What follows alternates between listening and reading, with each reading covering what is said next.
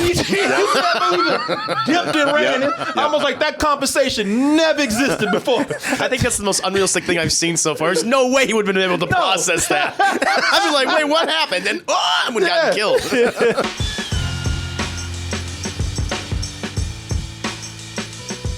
Hey everyone, support our Patreon, which helps us to continue bringing you our live streams, videos, and podcasts while bringing you new content such as exclusive live streams and animated shorts. So, folks, you know, A Quiet Place 2, that's a movie milestone for us right now. Just a little over a year. We were supposed to see this movie at that time. I was supposed to see it at South by Southwest. I had a screening signed up that was going to be for the next day. Yep. The next day that I was supposed to go see this movie, and then the pandemic hit like these preachers in here. Yeah. Sure did. That's us right there. That's the next day. Go inside. Go inside. Don't go out. Yeah, that trailer came out so long ago that I thought some events in this trailer were in the last movie. Mm-hmm. I thought Cillian Murphy and Djimon Hounsou, I thought they were in the first movie. Wow. Yeah, man, I'm not even lying because it'd been so long. Sure. A year Since they've been advertising this. Yeah, man. But it's finally here. And we finally saw it. And that last movie had an amazing concept. What happens when Earth gets invaded by indestructible creatures? What happens when these creatures come down that you can't kill that will cut your ass over the slightest noise? Slightest, just homicidal creatures that can't see but can hear everything. Everything and don't want to hear your shit. Exactly. That hear everything and don't like what you got to say. Maybe we can reason with them. Yeah, you try that. Yeah, just being petty over that shit. Shut the fuck up! And they don't discriminate too. They don't care who you are, what age you are. Stupid asses. Oh, but yeah, I thought it was a great concept, man. It's a great concept that gave director John Krasinski a lot of clever directing moments in here, man. Excellent execution, except for one thing here and there, a few things here and there. Man, that was good, but I don't like that ending. Yeah. Oh man, that goddamn that kid, I don't give a f, he's 7 years old. He deserved to die. Who has the kid that stupid right there? I gotta say, it is a way to start your movie where you're like, yeah. Like the little kid who you should have the most sympathy for, you're like, nah. He deserved it. Yeah, no. Your parents told you to do one goddamn thing. Boy, when you start, now I got to give it to John Krasinski. When you start out, and he knew what he was doing. When you start out a movie where you root for the 7-year-old to die, that's some cold shit. This motherfucker again. You just like, goddamn. That stop and look like, no, he did not. We took the batteries out that shit and everything. Where the f you get batteries from? This little bastard.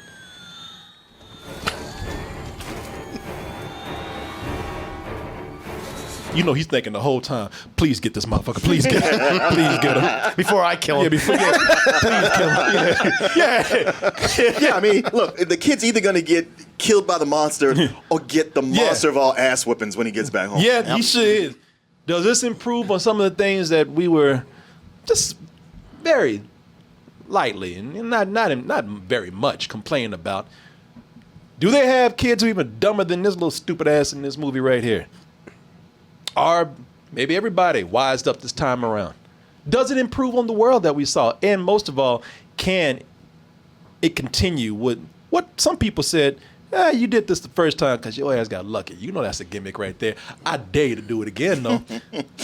Okay. Quiet Place 2. It's okay. It's okay. We're okay. That's okay. That's not. Yeah. He got feet. He can run. He knew what he was doing.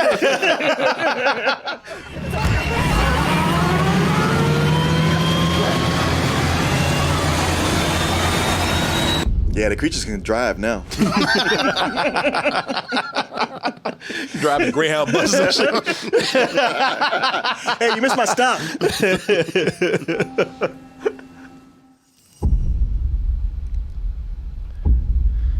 So I'm going to start out by saying this. is it an improvement over the first film? Is it better than the first film? I'll say this. There's a lot of complaints about the ending of the first movie. I'm not going to spoil it for anybody who hasn't seen it, but I will say, and I'm one of the people that said, man, I love this movie. That ending, they just didn't give a shit. that ending, it felt like the movie was getting good, and somebody just wanted to just unplug the TV while it was happening. Well, like everybody was having a good time and had things set up for where they were going to go, and somebody came in and said, like, we don't have time or money for all that. Wrap this shit up. It was some Soprano shit. Wrap it up. Yeah, it was like some Soprano shit where like your cable went out. It's like just a black screen. Like somebody was walking, accidentally just kicked the plug out the TV. Hey! Because everybody's like, oh yeah, huh? You know, we're about to get into some action right now, man. This picks up right where the last one left off, which is like, so this is like where we plug the TV back in, get the asshole who kicked it out, get him out the room, we rewind, and we get on and with all the good stuff that we missed. Like this picks up right after where that last one left off. This one felt like, all right, we had planned a sequel the whole time. At least this is how I felt about it. It felt like this is continuing into one big, long story. Is it better than the first one? I don't usually go into movies asking them to be better. That's a bonus. You could be just as good, and because the movie was so great before, then that's fine. As a story, if you want to go in here and ask that question, as a story, is it better than the first movie? As a story, both movies do feel like one continuous story, as I said, but I think it's better for two reasons, depending on what you're looking for. Because for one, I think that this is a better movie for horror and to a certain level, action fans out there. The jump scares are ramped up more because the creatures are featured more in this. In the last movie, it was a slow reveal with the monsters. They were doing that thing where they didn't want to show you everything until near the end of the movie. Before that, part of the brilliance was not knowing what they looked like and being scared of something because your imagination was filling in for what it is. Sure. The first one was, we have nothing to fear but fear itself. And this one is, we have nothing to fear but those goddamn monsters that are everywhere. Yep. No, I thought it was I thought it was brilliant the way they made you scared of something that you didn't see most of the time, and still, even though you didn't see them, they were able to get across just how deadly those things were. It was like people getting killed by motion blurs.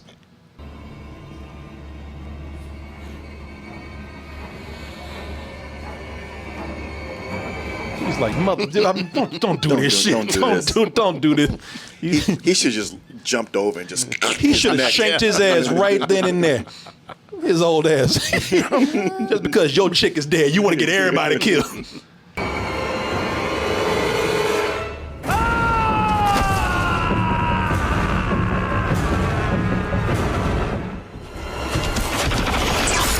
Shit, something you like, damn, you get hit by a car? The deer hit him or something? Yeah, like you didn't know what was going on and all the, you saw looked like a bunch of sticks just flying into somebody. And Big that stick was, bug. Yeah, and it was scary because you didn't know what it was, man, and that was cool for that particular movie.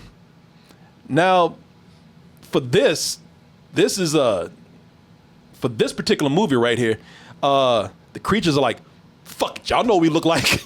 The hell with all that clever hiding shit. Let's turn this bitch out. And they throw a party in here, man. They go crazy in this movie.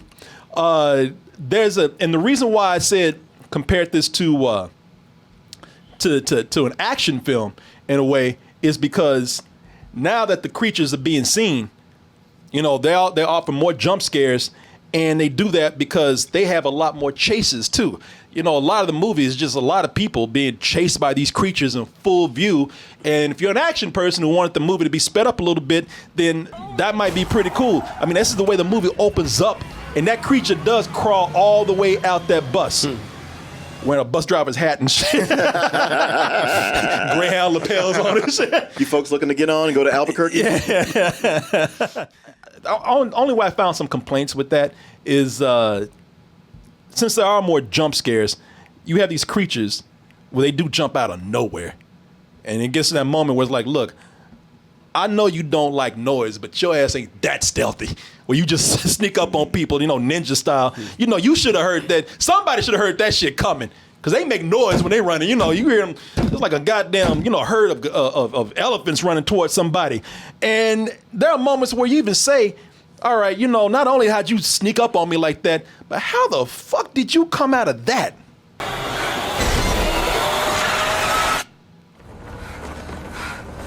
Yeah. It's like, yeah. Gotcha, bitch. Yeah, like, where the fuck were you in the trunk? Wow, yeah. Who's he hanging on to? Popping up. Shit. Like, you see this big ass, like, he was hanging on the car. Oh, it kind of blew him off a little bit. Then he pops up like a Muppet. Is it dragging him on the road right now? He'd be all don't messed know. up. It's like De Niro in Cape Fear. Yeah, he was hiding under the car and shit. He's hiding underneath it, tied a belt around himself. Yeah. It's things like that I see in here where I'm like, all right, small complaints. But overall, if you're going to have a movie where there's jump scares, I think that this is the appropriate film to have it in.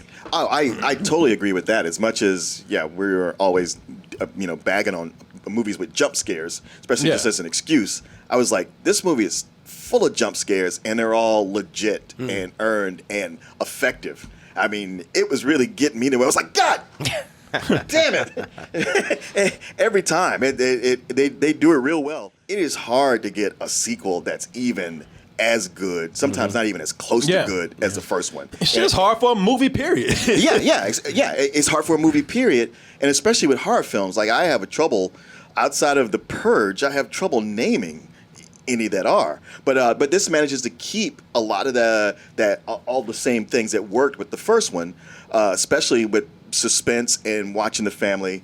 What it lacks is the novelty. When they show you what else is out there, these other people, they don't really go a lot into detail. They just show you a tiny bit of it. And so for me, it was one of these things where it's almost like in looking back on it, I go like, yeah, there's so much more that I feel like could have happened. Things they just hinted at and didn't really develop. But for the time that you're in it, everything keeps you so on edge, you're not thinking about it.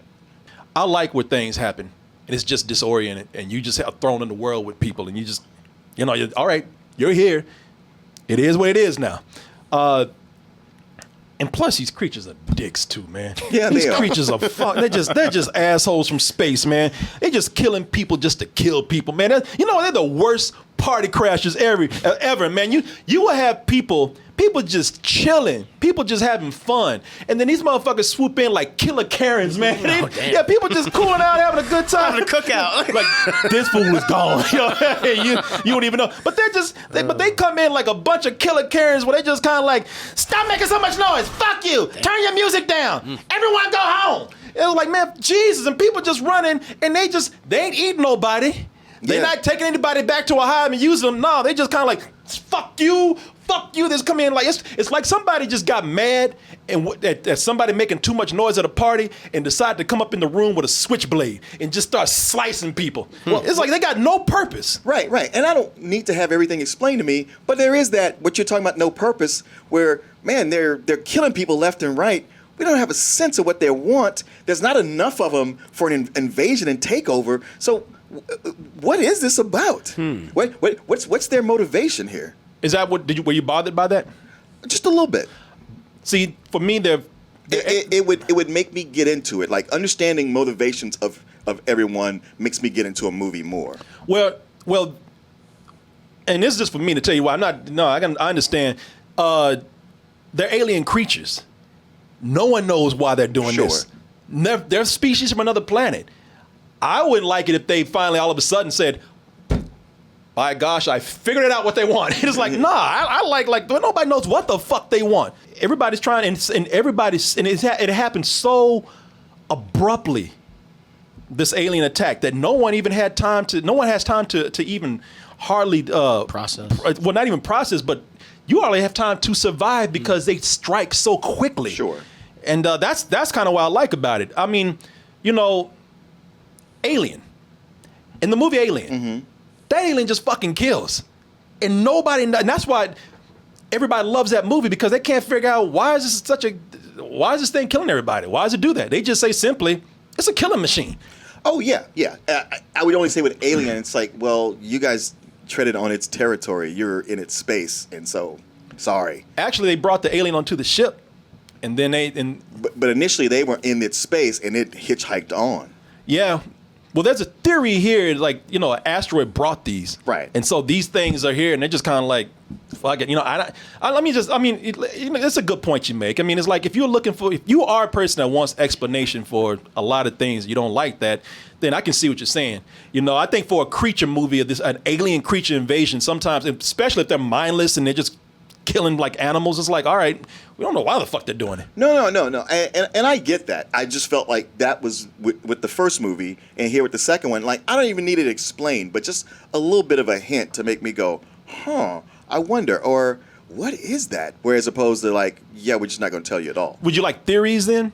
Or would you, because they are, you know, they do have little clippings that say they've come down, they've figured out what's going on with their with the sound waves. Mm-hmm. There's even, I think, stuff you can put together here from like the small details that these creatures are just attacking because the noise fucking hurts them, and every time they hear something, they attack. They just like it quiet. Yeah, these jump scares do work in here. This is the first movie that I've seen in a long time where I wasn't annoyed.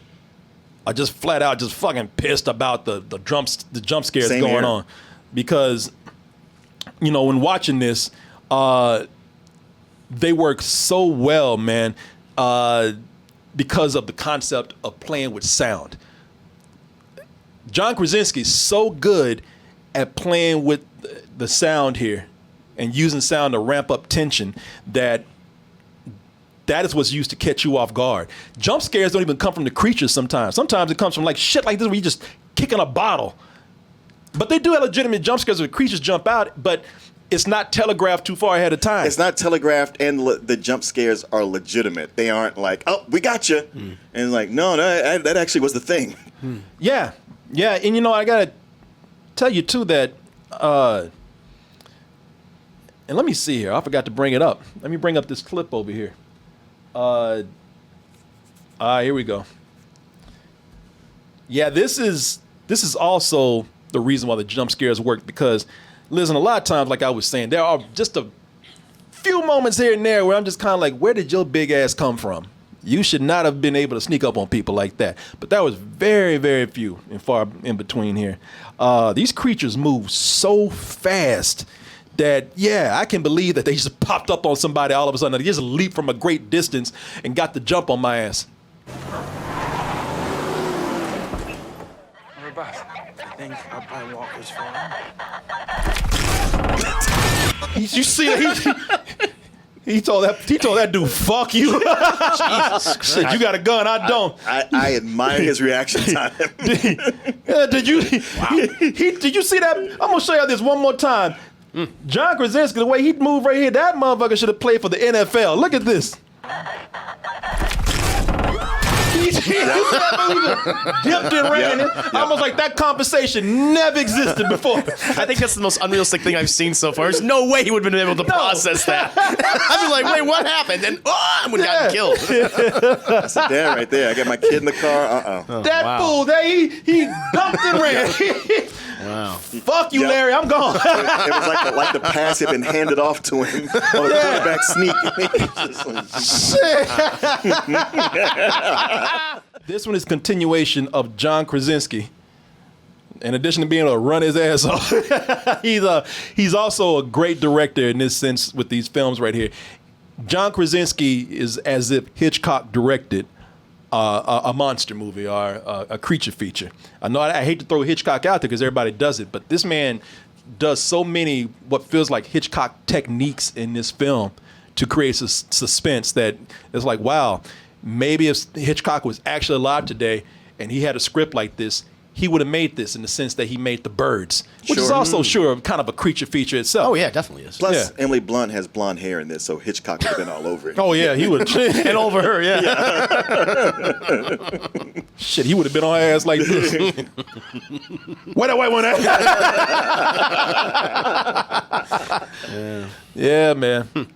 This is somebody says the next Hitchcock. I don't like doing that with anybody. John Krasinski is John Krasinski. He's gonna be him with whatever movie he makes. Hitchcock made a career off of making suspense films and thrillers and capers and horror movies. John Krasinski will probably go off and direct all kind of things because I don't think he wants to be a horror movie director. Yeah, plus his first romantic comedy is not that good. No, it's not. He actually did a movie before that, and that was all right. But he's on the come up, man. I mean, I don't know. Maybe he'll be like Jordan Peele, and we'll find like horror is my thing. You know, I don't know. That's his groove, man. I hope he keeps making horror films. It doesn't necessarily mean need to make A Quiet Place 3 or 4 or whatever, and like do something different subgenres. I'd be fine with that. I think the expanded cast in here is pretty good. Let me pull up some of these people here. Like Cillian Murphy, man. Cillian Murphy, you know, he's a grieving man about to give up, who gets a new purpose on life whether he wants to or not. Yeah. He just gets thrown on him. Matter of fact, as much as he does not want it. He's that guy. Just leave me the fuck alone, you know. I kind of had a good thing. Yeah, me and my fucked up situation. Yeah, he's there's a lot going on with this character, and it's pretty cool. I like Cillian Murphy, man. He's a very underrated actor, and I would love to see more of him these days, man. I know he did Peaky Blinders, which I didn't really watch, but he's really good, man. This guy got a lot more range than people I think give him credit for. Jimon Hansu, not in the movie as long as you think he is. And I'm not saying he dies, I'm not saying he doesn't. I'm not saying anything at all. I'm just saying he's not in the movie as long as you think he is if you're a Jimon Hansu fan. He's asked in being here in the first place because I ain't never thought about putting Jimon Hansu in a movie that's supposed to be quiet. Right. Y'all know Jimon Hansu has got it. That motherfucker. Jimon Hansu and the word quiet should not be in the same sentence. In the movie, I kept waiting to like hit his toe and be like, ah!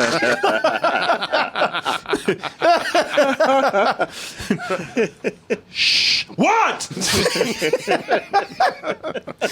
Yeah, man. But I thought he was good in the time that he was in there. The kids, they play a bigger role in here. And I tell you what I like about that, because the kids here, especially Millicent Simmons, who's actually a deaf actress, she's a badass in this. She's, I mean, if you want to go the typical route, you know, she's the Ripley of this, you know, she's the Sarah Connor of this. She's just a badass deaf chick, you know, and I really liked it. At first I was just like, why are you doing this? But the more I went on, I was like, yeah, girl, shit, get it. Yeah. It's consistent with her character from the first one. Yeah. Yeah, it really is. Any other kid character, I'd be like, the fuck, come on. But with her, I'm like, nah, this makes sense. You would do this. Yeah. Now, the brother in here, played by Noah Jupe back there, look, he's no bitch either. He just looks like one. He spends the whole movie he spends the whole movie like a moist ass ventriloquist dummy, just wet. And look, I got a picture of him. Like, look at him. When he ain't in this movie, he was a badass, smoking cigarettes. The unlit cigarette. Yeah, the unlit cigarette that he stole from his mom's purse and shit. I'm cool. Is that when he was playing Shia LaBeouf? Yeah. Oh. Yeah, that is. Yeah. He just spent the whole movie. His mouth just quivering, sweating, looking, eyes bugged out. Hey, his reactions were natural. Oh, they were. I was like, shit, I'd be acting the same way. Shit, I tell you what, they ever make a Don Knotts movie. Wow. He could be young Don Knotts. Young Don Knotts, yeah. I'm not gonna tell you tomorrow. There's creatures out there. Nip in the butt. Yeah, that's. I'm just saying, that's his look through the whole movie. That boy don't smile. His face ain't ever dry. Stays trembling, you know, and there's reasons that he should. But if I was in that movie, I'm like, God damn, do I get just one moment where I get to do some other range or expression? No, you a bitch with this whole thing. There's a moment where he screams, and you're like, yeah, you know, you're supposed to keep quiet, but you couldn't blame him in that moment. No. I'm like, hell yeah, I'd have been screaming my ass off too. Yeah. I don't care if I die and everybody dies. Yeah. This shit hurts. Yeah, man. But he held it down, though. He did. He held it down. None of these kids are bitches, man. It's what happens when you work with young kids, man. Because in this movie, that kid who plays the brother, the actor, Noah Jupe, that kid goes from, if you take the story, if you look at the story and you put all these movies together, let's just say we watch this as one movie. That kid goes from 11 to 15 in seconds. Yeah. Yeah, you could tell he's older, because I went back and watched some of the... Oh, yeah. He looks older than the trailers. Yeah, I went back and watched some of the other clips right here. Yeah. Oh, yeah. So much younger. Tiny. He trying to smother his ass right now. Hey man, it's you and me. He's trying to make him smaller. He's like, no, stop aging. Just get back into your 11-year-old body. But that's him when he was kind of younger, right there. It's very You noticeable. can tell. You can tell how young he is. He's like, you look at. He's like, yeah. I'll just tell your mama the monsters got you. Even in that movie, like in both movies, that's your character.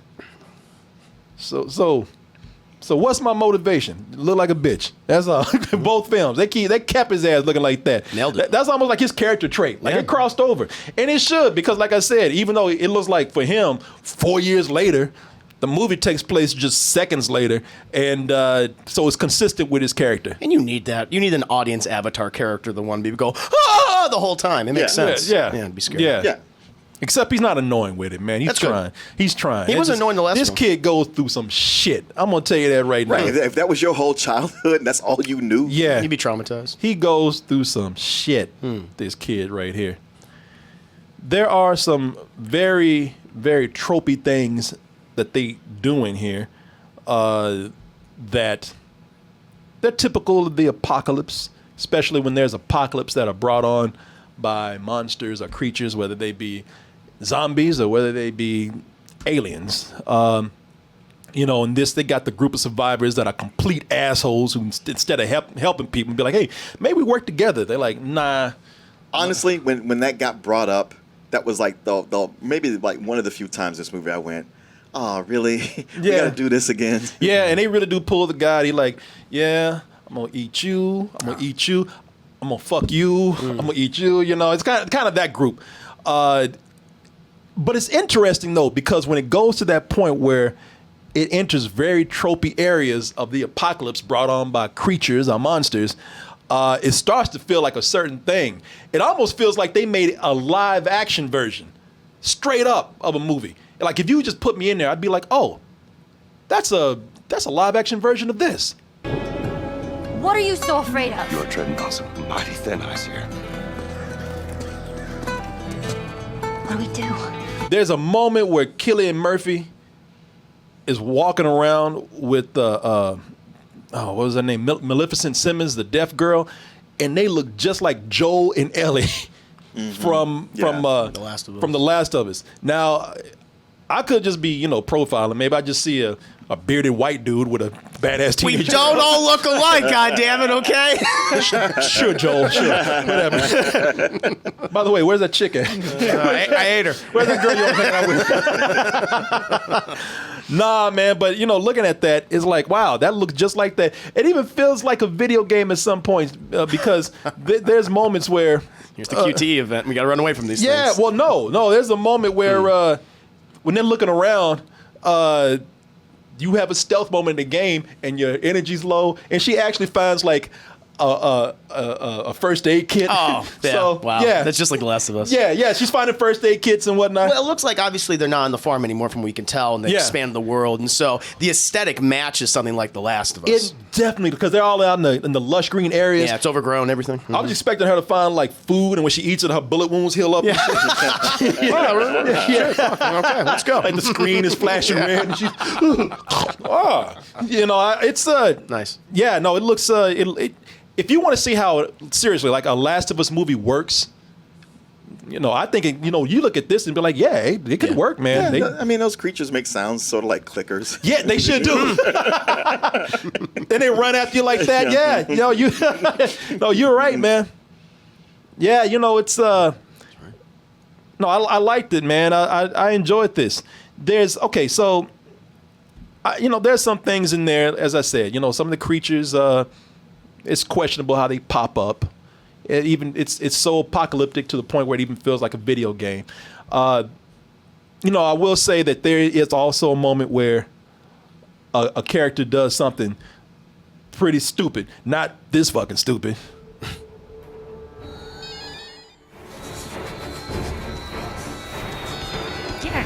Lunch! Damn. I like my lunch warm, fresh, and loud. There's nothing in there that's stupid, but there is a moment where I I was with my wife and we were like, fuck, stop. What are you doing? You know, but that went quick. And there's also a couple of moments in there, like I said, where somebody does something and they're like, I don't even want to say, but it's like, okay, you know, I don't know if you want to do that right there. I don't know why you're doing this. It don't make no sense, but whatever, man. Also, this is another abrupt ending. Damn. But this time, God damn it. I think that this is, you know, now we can expect them to probably do a trilogy until like some other director decides to make a TV show or, you know, they make this another 5 movies or something, 6 movies. But this works so well, though, man. As far as I told you, man, I was watching Army of the Dead, and I said, all right, I think it's a B movie anyway, and it works. But Zack Snyder's direction, as far as action goes, I thought was brilliant.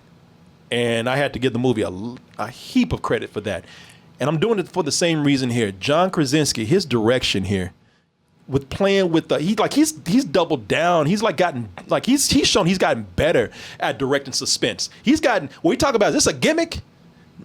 Maybe, but he's improved so much over it. And now first one was great, but there's so much that he does here with direction. Like before, it was mostly sound. I mean, he was playing with the lack of sound. He was playing with silence.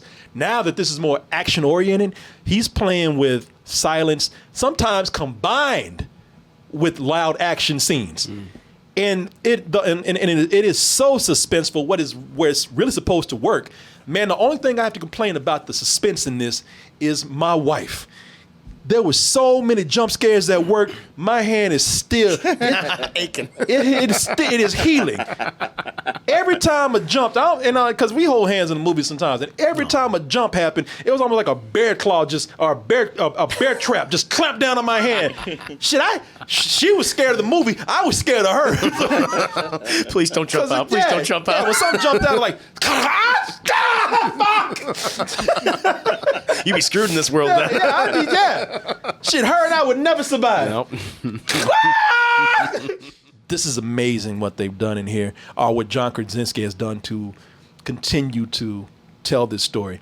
I think that, and it was a big asset for me, and this is where I think you and I are going to differ probably on our rating, because it was a bonus that I don't know what's happening with anything.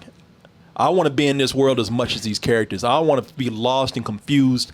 I want to feel what they're feeling as they try to make sense of this situation too.